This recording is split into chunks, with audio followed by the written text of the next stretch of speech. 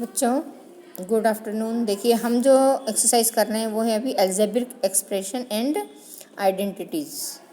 इसमें देखिए हमने कुछ स्टैंडर्ड आइडेंटिटीज़ देखी हैं। स्टैंडर्ड आइडेंटिटीज़ में x plus a x plus b का मल्टीप्लिकेशन, a प्लस बी का whole square, a minus b का whole square, a plus b और a माइनस बी का मल्टीप्लिकेशन, ये सब देखिए। और इनका यूज़ करके ये क्वेश्चंस कैसे किए जाते हैं ये अपन सीख रहे हैं। तो हम 2-3 दिन से यही क्वेश्चन कर रहे हैं। हमारी एक्सरसाइज है अभी 9.5। इसमें सब तरह के 2-2, 3-3 क्वेश्चन किए हमने। ये क्वेश्चन भी हम कर चुके हैं। मैंने आपको कल जो क्वेश्चन करवाया था इसमें ये 71 का स्क्वायर हम 70 + 1 करके करते हैं। 99 का स्क्वायर 100 - 1 करके करते हैं आइडेंटिटी का यूज़ करके। तो ये हमने देखा था। अब 102 को हम लिखते हैं 100 + 2। ऐसे ही हमने देखा था कि 998 को हम लिखते हैं 1000 - 2 और फिर हम इसको हल करते हैं। अब आगे देखो, ये है 5.2 का स्क्वायर। तो इसको हम क्या करेंगे, इसको हम लिखेंगे 5.0 + 0.2। तो 5 का स्क्वायर, अब हम 5.0 का मतलब क्या है, 5 ही है। तो यहाँ पे संख्या आ जाएगी आपकी 5 और यहाँ पे आ जाएगा 0.2 का स्क्वायर। अब आप यहाँ पे a + b का होल स्क्वायर वाली प्रॉपर्टी लगाएंगे। a की जगह 5 लिखेंगे और b की जगह 0.2 और आइडेंटिटी लगाने के बाद क्या हो जाएगा, 5 का स्क्वायर + 2 × 5 × 0.2। देखिए 0.2 इसलिए लगा दिया मैंने, या फिर आप यहाँ मल्टीप्लिकेशन का साइन रख लें यदि आपको डेसिमल के चिन्ह के साथ कन्फ्यूज़न हो रहा है तो। और प्लस हो जाएगा 0.2 का स्क्वायर।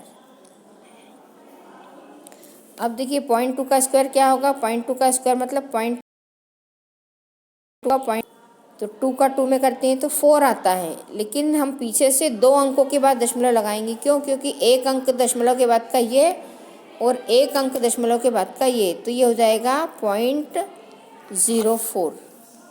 बाकी तो आपको मालूम है, 5 का स्क्वायर हो जाएगा 25 + 5 × 2 10 × 2 होता है 20, या 2 × 2 4 × 5 20। अब यहाँ पे दशमलव के बाद एक ही अंक है, यहाँ कहीं दशमलव नहीं है, तो दशमलव के बाद एक अंक है तो यहाँ पे दशमलव लग जाएगा। 0.2 का स्क्वायर हमने यहाँ पे करके रखा है 0.04। इसको जब हम जोड़ेंगे तो क्या होगा, 25 और 2 जुड़ के तो हो जाएगा 27, क्योंकि ये दोनों दशमलव के पहले की संख्या है।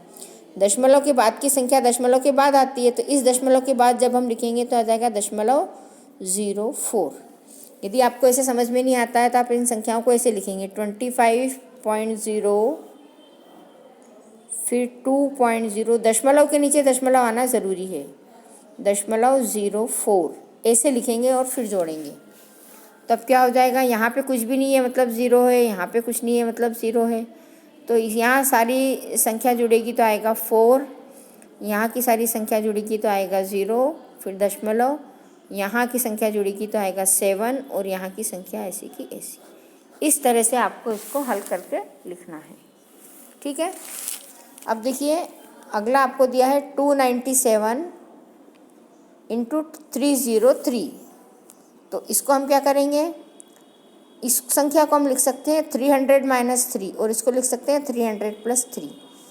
तो अब यहाँ पे आपकी जो संख्या है वो x - a ×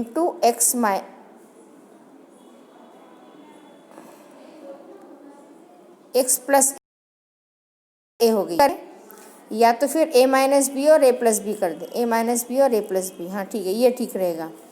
a - b और a + b दोनों सेम संख्या है, ये वाला मतलब।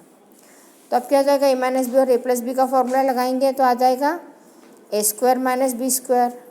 a का स्क्वायर कर दोगे मतलब 300 का स्क्वायर किया माइनस 3 का स्क्वायर किया और इसको हल करने पे इसका आंसर आ जाएगा। तो इस तरह से ये सारे क्वेश्चंस आप लोगों को करना है। फिर ये है आपका 8.9, 8.9 का स्क्वायर को आप 9.0 माइनस 0.1 जैसा अपन ने अभी पहले किया था उसके जैसा करना है। इसी तरह से आपको क्वेश्चंस करते जाना है।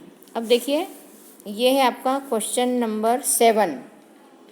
क्वेश्चन 7 का फर्स्ट 51 का स्क्वायर और 49 का स्क्वायर। तो इसको या तो ऐसा लिख सकते हैं या फिर आप ऐसे भी कर सकते हैं। 51 का स्क्वायर माइनस 49 का स्क्वायर में ए स्क्वायर माइनस बी स्क्वायर का फॉर्मूला लगाएंगे तो ए माइनस बी और ए प्लस बी लिखेंगे हम। ए हमने माना 51 को और बी माना 49 को, ये दोनों तरीके से कर सकते हैं हम। तो ये हो जाएगा ए स्क्वायर माइनस बी स्क्वायर, तो ए माइनस बी और ए प्लस बी, ये आपकी आइडेंटिटी है, ए प्लस बी और ए माइनस बी। तो एक बार हम इसको माइनस करेंगे, एक बार हम प्लस करेंगे। तो एक बार हमने क्या किया, 51 में से 49 को माइनस किया तो हमको मिलेगा 2। एक बार 51 में 49 को प्लस किया तो 9 और 1 हो जाएगा 10 की 0, 4 और 1 5 और 5, ये आ जाएगा 100। 100 इंटू 2 हो जाएगा 200। मतलब इन दोनों को हल करना, आप क्या करते, पहले इसका स्क्वायर करते, फिर इसका स्क्वायर करते, फिर इसको माइनस करते। इतने लंबे हल करने के बाद भी आपको ये मिलता। हमने उसको इस आइडेंटिटी से सॉल्व किया तो इतनी आसानी से हल हो गया और आपका आसानी से उत्तर आ गया है। तो इस तरह से जो सवाल है उनको हम आसान करने की कोशिश करते हैं। अब अगले जो क्वेश्चंस हैं उनकी मैं हिंट देती जाती हूँ कि आपको क्या करना है और फिर आप करना। देखिए आपका इसके बाद जो है 1.02 का स्क्वायर माइनस 0.98 का स्क्वायर। इसमें भी आपको क्या करना है, ये संख्या को ए मान लो, ये संख्या को बी मान लो। इस तरह से हल करो और सवाल बिल्कुल इसके जैसा ही होगा, इस वाले सवाल जैसा।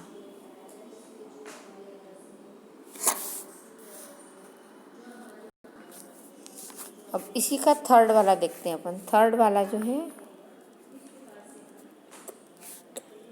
153 का स्क्वायर माइनस 147 का स्क्वायर।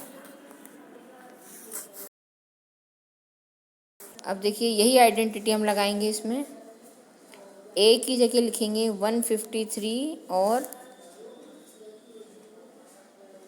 बी की जगह लिखेंगे 147।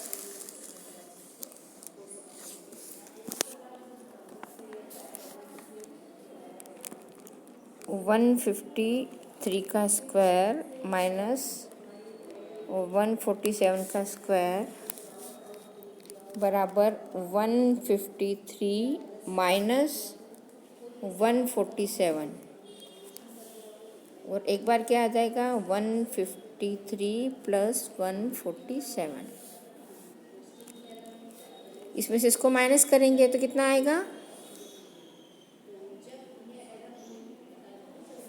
6 आएगा, इनटू इसमें इसको प्लस किया 7 और 3 10, फिर 10 और फिर 3, 7 और 3 10 की 0 हासिल का 1, 4 और 1 5 और 5 10 की 0 हासिल का 1, 1 2 और 1 3। अब 6 3 जा 18 और फिर 2 0। तो इस तरह से देखिए हम आइडेंटिटी का यूज़ करके सवाल को कितना आसान कर देते हैं। हमारे सवाल एकदम सरल हो जाते हैं, हम उनको आराम से कर पाते हैं।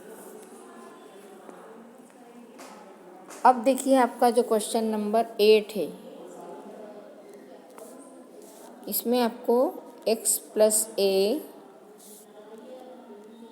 X plus b equal x square plus a plus b x plus a b, इस आइडेंटिटी का यूज़ करना है और सवाल करना है।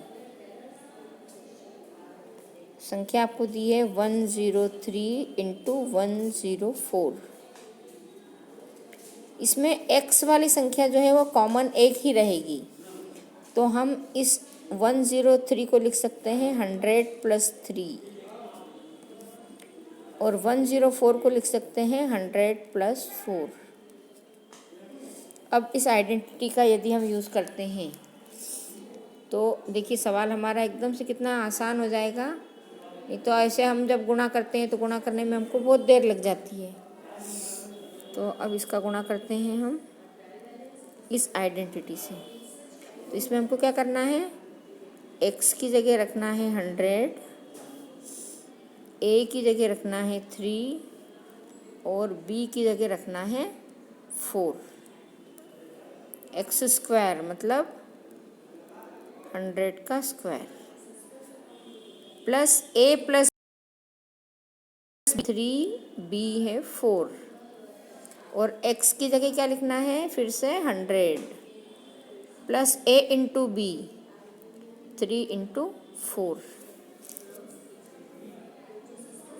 अब क्या आएगा,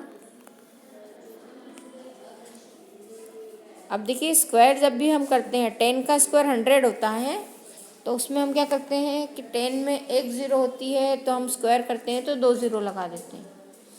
100 का स्क्वायर करेंगे तो 100 में 2 ज़ीरो है, तो हम क्या करेंगे 2 ज़ीरो तो 100 की और 2 ज़ीरो स्क्वायर की, 4 ज़ीरो लगा देंगे।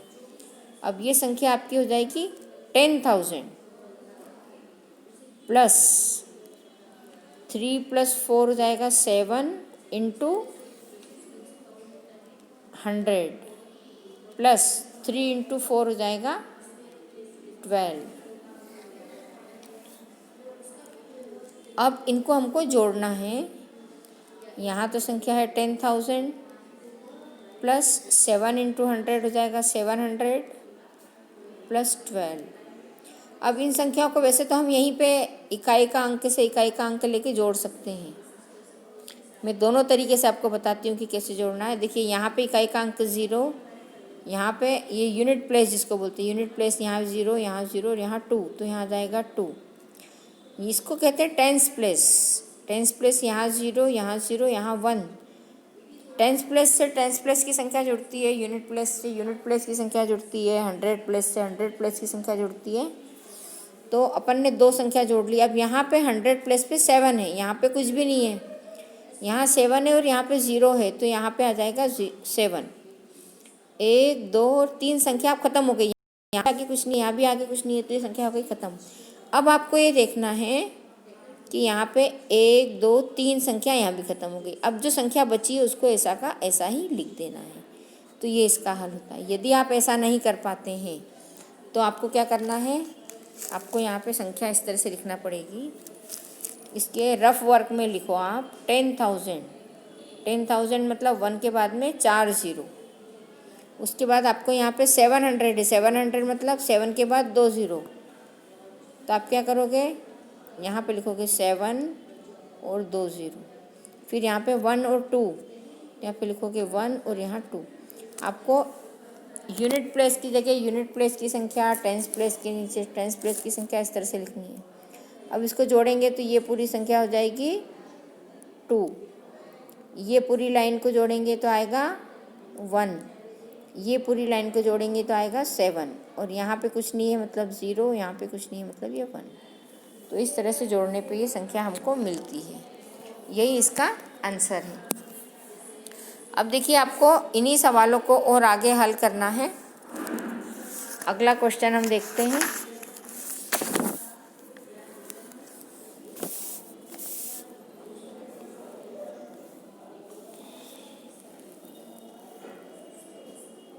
ये आपको दिया है 9.7 इंटू 9.8। इसको हल करेंगे तो इसको हम लिख सकते हैं 9 प्लस 0.7 और इसको लिख सकते हैं 9 प्लस 0.8। अब यहाँ पे क्या क्या है हमारे पास, x की जगह है 9, ए की जगह है 0.7,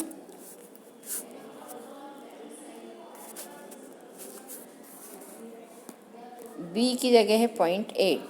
आइडेंटिटी आपको जो लगानी है वो हम फिर से लिख लेंगे एक बार। आपको बुक में भी दे रखी है आइडेंटिटी।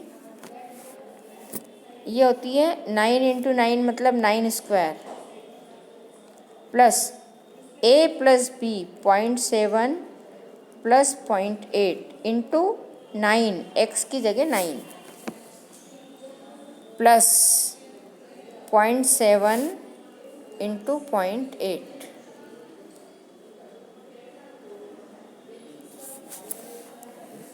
अब देखिए 9 स्क्वायर कितना हो जाएगा 81 प्लस 7 और 8 डेसिमल में है, तो इनको भी कैसे जोड़ना है 0.7 और 0.8 को जोड़ना है। तो 7 और 7 14 और 1 15। तो इनको जोड़ने पे तो आता है ये। जब हम मल्टीप्लाई करते हैं तब क्या करते हैं, पीछे के जितने अंक होते हैं वो गिन के पीछे से उतने अंक के बाद दशमलव लगाते हैं। लेकिन इनमें क्या होता है, यहाँ जब हम जोड़ते हैं या घटाते हैं तो पीछे दशमलव के पीछे एक अंक है, तो यहाँ पे एक अंक के बाद ही दशमलव आएगा। मतलब आपकी संख्या हो जाएगी 1.5 जब इनको ऐड करेंगे।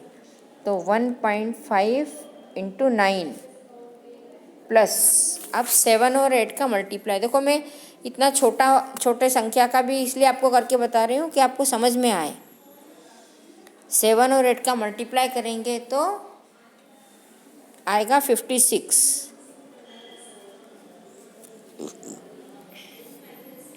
अब यहाँ पे दशमलव के बाद एक अंक यहाँ है, दशमलव के बाद एक अंक यहाँ है, तो दोनों दशमलव के बाद के एक एक अंक के लिए पीछे से 2 अंक के बाद दशमलव 1 और 2 तो यहाँ लगेगा। इन दोनों में ये जो अंतर है ये आपको ध्यान रखना है कि दशमलव कब और कहाँ लगाना है। ठीक है, तो ये हो जाएगा 0.56। तो यहाँ हम लिखेंगे 0.56 इनका मल्टीप्लाई। आगे कुछ नहीं है, मतलब हम 0 लगा सकते हैं। अब ये हो जाएगा 81 प्लस इसका इसमें मल्टीप्लाई करेंगे हम 1.5 का 9 में मल्टीप्लाई करेंगे।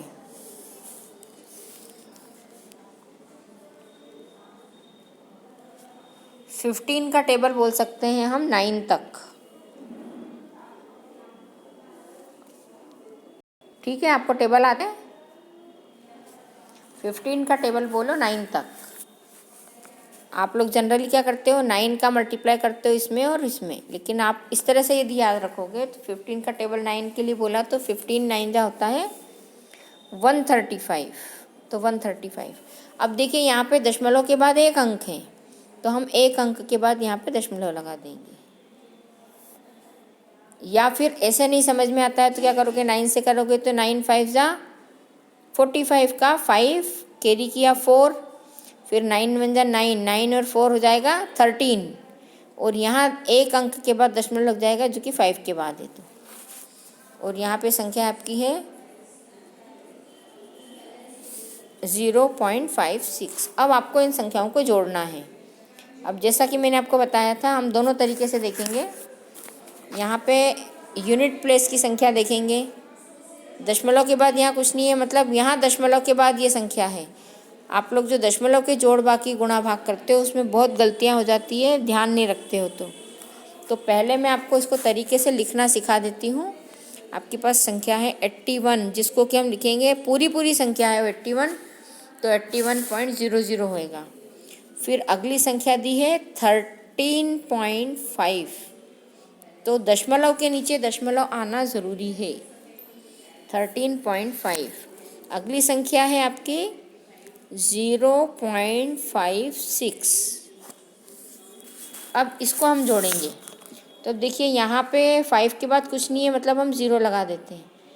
81 के बाद भी कुछ नहीं था, लेकिन हमने क्या किया, 2 0 लगा दिए ताकि आप दशमलव की सही स्थिति देख सकें कि दशमलव कहाँ है।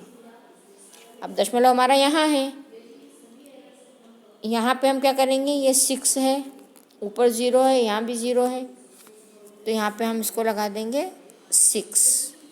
5 + 5 हो जाएगा 10, यहाँ पे आ जाएगा 0। अब कैरी किया 1, वो यहाँ लिख दिया हमने। 3 + 1 4 + 1 5, 8 + 1 9।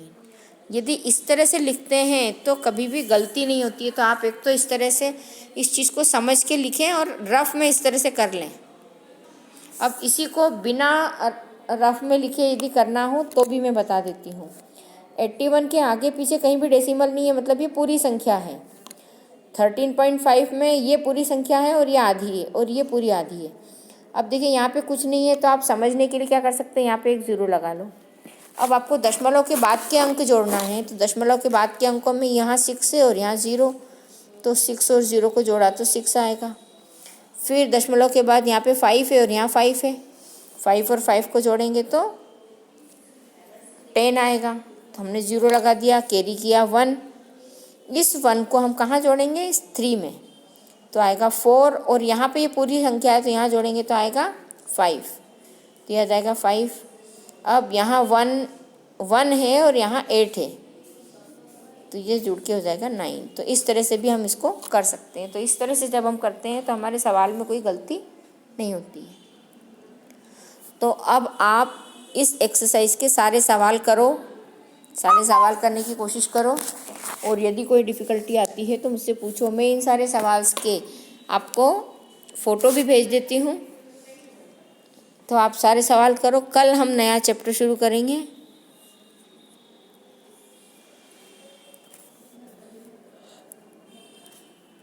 और आप लोग कॉपी की फ़ोटो भेजें।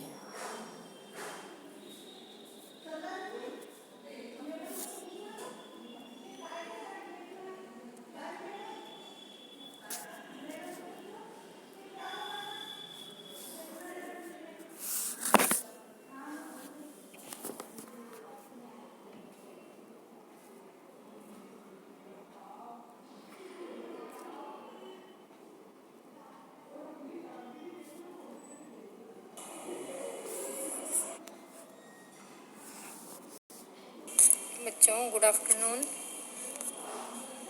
गुड आफ्टरनून बच्चों। देखिए हम अभी चैप्टर कर रहे हैं, ये चैप्टर हमारा है अलजेब्रिक एक्सप्रेशन एंड